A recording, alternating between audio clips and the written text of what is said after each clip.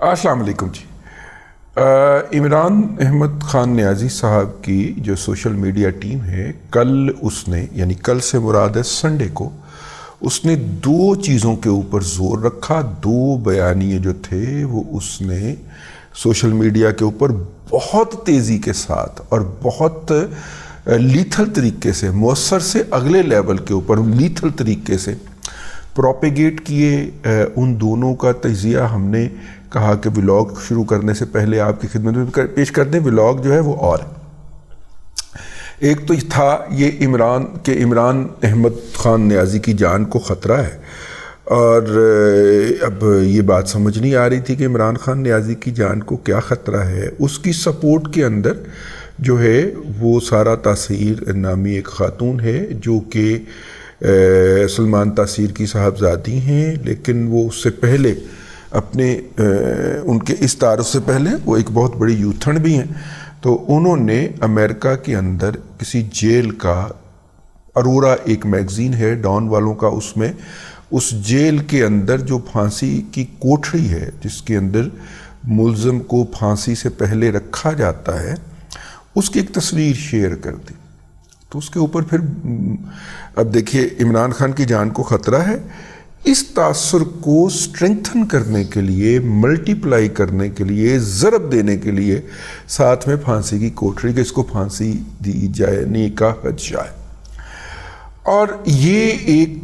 اس کو اتنی دفعہ شیئر کیا۔ اور اس کے میں جب کہتا ہوں لیتھل طریقے سے، اس میں آپ اس حملے میں اپنے سارے ہتھیار استعمال کرتے ہیں۔ تو سمیع ابراہیم سے لے کے صدیق جان اور اسی لیول کے اوریا مقبول جان جو ہیں، ان سب نے اتنے اس کے اوپر ٹویٹس کیے کہ بندہ ایک دم ہو جاتا ہے کہ یار یہ کیا ہوا ہے۔ اور اس کا نتیجہ اگلے دن نکل آیا، اور اس کا نتیجہ کیا نکلا کہ پنکی پیرنی، جن کو بشرا بی بی بھی کہا جاتا ہے، بشرا مانیکا بھی کہا جاتا ہے، انہوں نے، اور نادرہ کے کاغذات میں لکھا ہوا ہے، بھائی میں اپنے پاس سے تھوڑی کر رہا ہوں، تو بشرا مانیکا بھی کہا جاتا ہے، انہوں نے ایک درخواست گزاری ہے اسلام آباد ہائی کورٹ میں کہ جناب عمران احمد خان نیازی کو گھر کے کھانے کی اجازت دی جائے، کیونکہ جیل میں ان کو زہر دیے جانے کا خدشہ ہے۔ تو پہلے یہ کس طرح ذہن سازی کرتے ہیں، اور ذہن سازی کر کے پھر وہ کس طرح اس کو اپنے حقیقی مقاصد تک لے کے آتے ہیں۔ لیکن اس سے یہ بھی بات واضح ہو جانی چاہیے کہ کون جو ہے وہ ان کی سوشل میڈیا کی ٹیم کو کمانڈ کر رہا ہے۔ لیکن اس کے ساتھ ایک اور بھی بات انہوں نے پروپیگیٹ کی، اور وہ تھی مریم کے حوالے سے کہ مریم نواز شریف کا جلسہ جو ہے وہ بہت چھوٹا رہا ہے۔ اچھا جی، چلو جی ٹھیک ہے، اچھا یہ مریم نواز شریف کے فالورز اس کا جواب دیں، ہم نے کیا دینا ہے۔ لیکن بہرحال میں نے یہ کہا کہ اس ولاگ سے پہلے کہ یہ ایک تصحیح جاری کر دی جائے کہ ہوا کیا تھا۔ بہرحال جی دوسری بات جو ہے نا، وہ ولاگ کی طرف آتے آتے پھر میں رک گیا ہوں، چلے ولاگ کی طرف ہی چلتے ہیں۔ آج کا ہمارا ولاگ ہے جی، آج ایک درخواست دائر کی ہے پیر اشرف رسول صاحب نے، شاہدرہ میں رہتے ہیں، میں آپ کو عرض کر چکا ہوں، اپنی طرز کے اپنے ڈھنگ کے آدمی ہیں۔ ان کے صاحبزادے ہیں پیر معمر حسنی رسول، پیر اشرف رسول کے صاحبزادے، یہ معمر قذافی نہیں ہوتا تھا، وہ والے معمر حسنی رسول صاحب ہیں۔ وہ وکیل ہیں، جونیئر ہیں پی ٹی آئی کے، جو آج کل بہت زیادہ فرنٹ فٹ پہ کھیل رہے وکیل کھوسا صاحب کے، لطیف کھوسا کے، انہوں نے فائل کی ہے جی۔ میں نے پیر صاحب کو فون کیا، میں نے کہا کہ کوئی بڑا وکیل کرنا چاہیے تھا آپ کو، تو پیر صاحب نے وہ نارملی انہوں نے کہا چھوڑیں پرے، ملیں گے تو پھر بات کریں گے اس کے اوپر۔ تو میں نے زور نہیں دیا، لیکن جو ان کی گفتگو تھی کے اندر سے یہ ایک لائن نکلی کہ وہ یار وہ بہت سارے لوگوں کو پتہ کیا تھا، انہوں نے ہاتھ ہی لگانے سے انکار کر دیا۔ یعنی اس ملک کے اندر آپ ابھی صرف وکیل کی بات ہو رہی، اس ملک کے اندر جو ہے وہ جج ہیں، مطلب وکلا جو ہیں، وہ ملک ریاض کے خلاف کیس پکڑنے کو تیار نہیں، ٹھیک ہے۔ تو پھر انہوں نے اپنے صاحبزادے کو کہا کہ وہ کیس فائل کریں۔ جب وہ کیس لے کے اسلام آباد ہائی کورٹ پہنچے تو عدالت کے انتظامی عملے نے ان کو ڈرانا شروع کر دیا کہ وہ تو بندے مار دیتا ہے، وہ تو بیٹے اغوا کروا لیتا ہے، وہ تو یہ کر لیتا ہے، وہ تو بیٹیوں پہ تیزاب پھینکوا دیتا ہے، آپ کدھر چل پڑیں؟ تو انہوں نے پھر کہا کہ جی کوئی بات نہیں، ہمارا ہی نقصان ہوگا نا، آپ ہماری درخواست تو لیں۔ وہ درخواست جی وصول ہو گئی ہے، اس کا نمبر بھی لگ گیا ہے، اور کل جو ہے وہ ایک جج صاحب جو ہیں، میرا خیال اورنگزیب ہیں سم تھنگ ان کے نام کے ساتھ آتا ہے، یہ وہ ایوب خان صاحب کے رشتہ داروں میں، Ayub Khan chief martial law administrator, dictator اعظم، پہلا سازشی جرنیل اس ملک کا،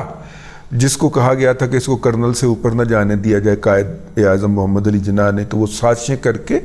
وہ قتل کروا کے باقی جو جرنیل بن رہے تھے ان کو قتل کروا کے یہ اوپر پہنچا تھا۔ یہ سازشی جرنیل جو ہے اس کے یہ رشتہ دار ہیں جن جج صاحب کے پاس لگی ہے یہ درخواست۔ دیکھیں کیا ہوتا ہے، عمران خان صاحب کے بہت زیادہ حامی بھی ہیں، اور عمران خان کا جو حامی ہوگا وہ ملک ریاض کے اوپر تو جان چھڑکے گا۔ درخواست کیا ہے جی؟ درخواست یہ ہے کہ ٹیکس کے اصول کے تحت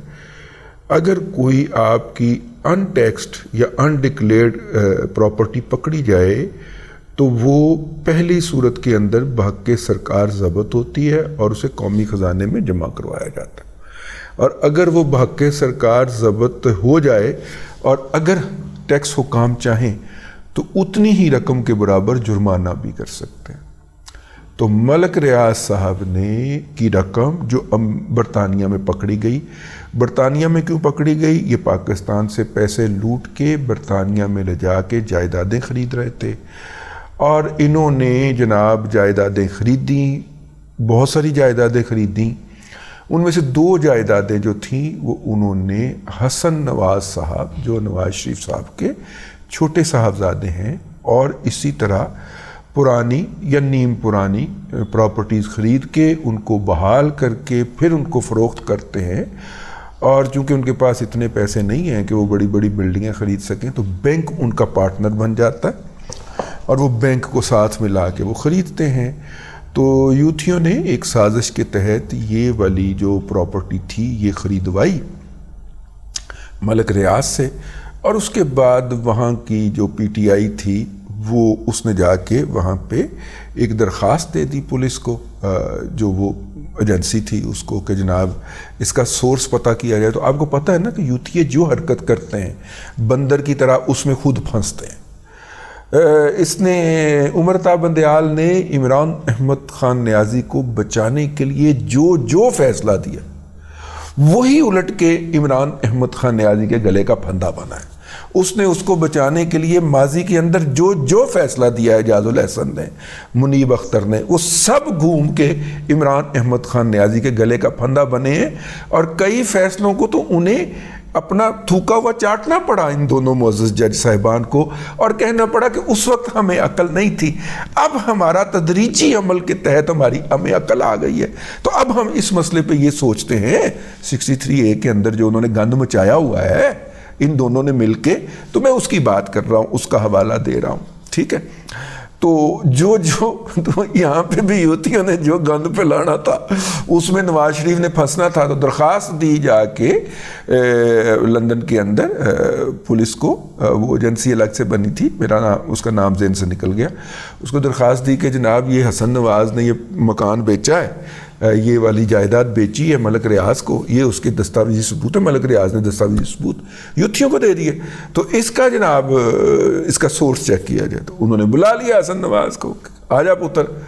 حسن نواز صاحب پیش ہو گئے، ساتھ میں انہوں نے بغل کے اندر بینکر بھی دبا لیا، اس بینک کا نمائندہ جس سے قرض لیا ہوا تھا، اور سر جب آپ بینک سے ڈیل کر رہے ہوتے تو ایک ایک چیز کی آپ رسید رکھ رہے ہوتے، وہ جناب فائلیں لے کے چلے گئے۔ انہوں نے بینک نے پوچھا، وہ ایجنسی نے پوچھا اے کتوں ہے، پولیس نے پوچھا اے کتوں ہے، انہوں نے کہا جی اے دیکھو، اے فائل 1 2 3 4 فائل انہوں نے پیش کر دی۔ میں کہا ٹھیک ہے، تو آپ کا تو کھاتا کلیئر ہے، اب ملک ریاض ادھر آنا ذرا، تم نے کیسے خریدی ہے سورس بتا۔ ملک ریاض تلے آ گیا،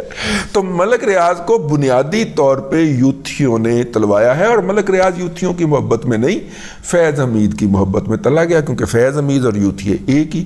چیز کے 2 نام ہیں، اور فیض حمید کے ذریعے جب یہ کارنامہ سر انجام دیا گیا ہوگا، عمران احمد خان نیازی نے دلوایا ہوگا، تو ملک ریاض نے ہاں کر دی ہوگی، ملک ریاض تلے آ گیا۔ اب وہ کیا ہوا جی، ملک ریاض ان دو جائیدادوں کے، یہ ایک 142 ملین پاؤنڈ کی تھی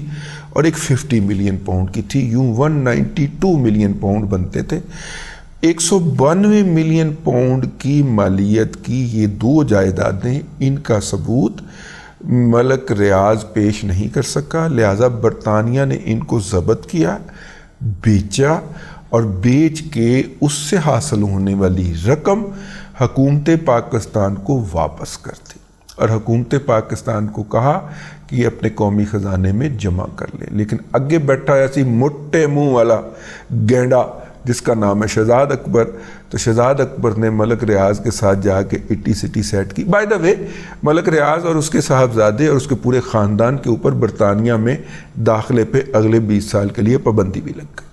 اور ان کا جو ویزا تھا انہیں دیا گیا وہ بھی کینسل کر دیا گیا۔ تو وہاں پہ بیٹھا ہوا تھا، جب یہ رقم پاکستان پہنچنے کے انتظامات شروع ہوئے تو آگے بیٹھا تھا موٹے منہ والا شہزاد اکبر۔